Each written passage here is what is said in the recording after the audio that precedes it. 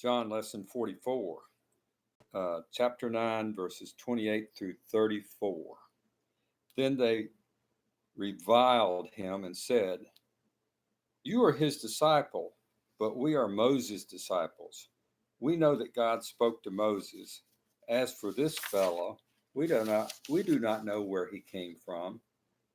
The man answered and said to them, "Why, this is a marvelous thing that you do not know where he is from. Yet he has opened my eyes. Now we know that God does not hear sinners. But if anyone is a worshiper of God and does his will, he hears him. Since the world began, it has been unheard of that anyone opened the eyes of one who was born blind. If this man were not from God, he could do nothing." They answered and said to him, "You were completely born in sin, and are you teaching us?" And they cast him out. Surprise, surprise. The religious leaders could not keep from displaying their own proud arrogance and their prejudiced contempt for Jesus. It was as if the man told the religious leaders, "Your unbelief and ignorance in the face of the evidence is more of a miracle than my cure is." These religious leaders despised the common people, and this man in particular. They were especially angry because he was right and they were wrong. Hard to imagine persecuting a guy who simply was born blind, was begging, and was healed.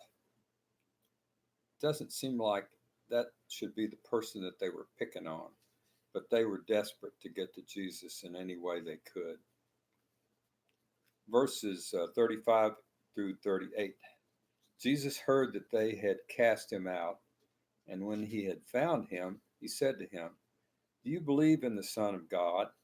He answered and said, "Who is he, Lord, that I may believe in him?"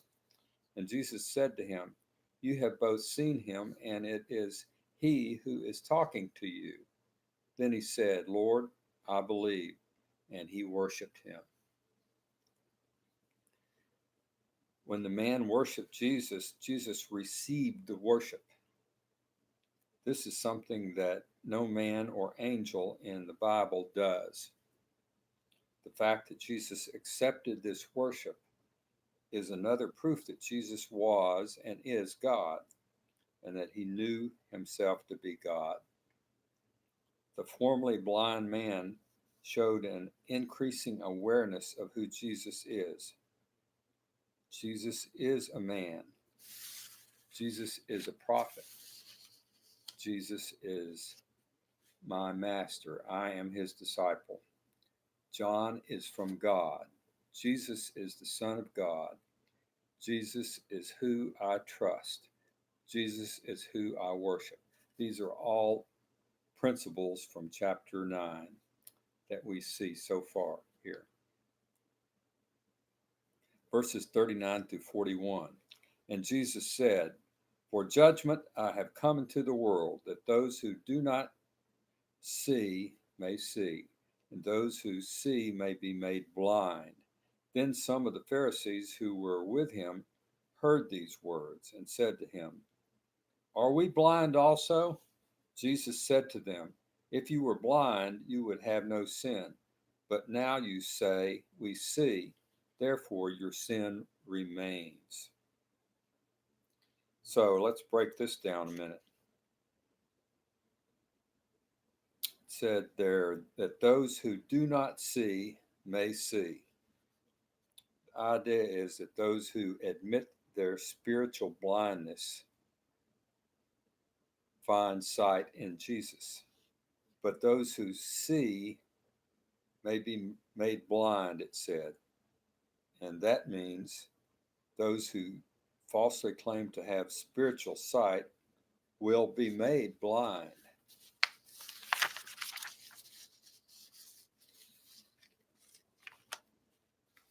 That's the end of chapter 9. Let's just do a quick summary here. Chapter 9 begins with healing a blind man. This creates some controversy in the local synagogue, as the Pharisees cannot agree on whether Jesus is from God or not. They say that the signs could only be performed by one from God, but since he did it on the Sabbath, he must not be from God. They spend much time questioning the man who was healed before reaching the decision that Jesus must not be from God because he healed on the Sabbath.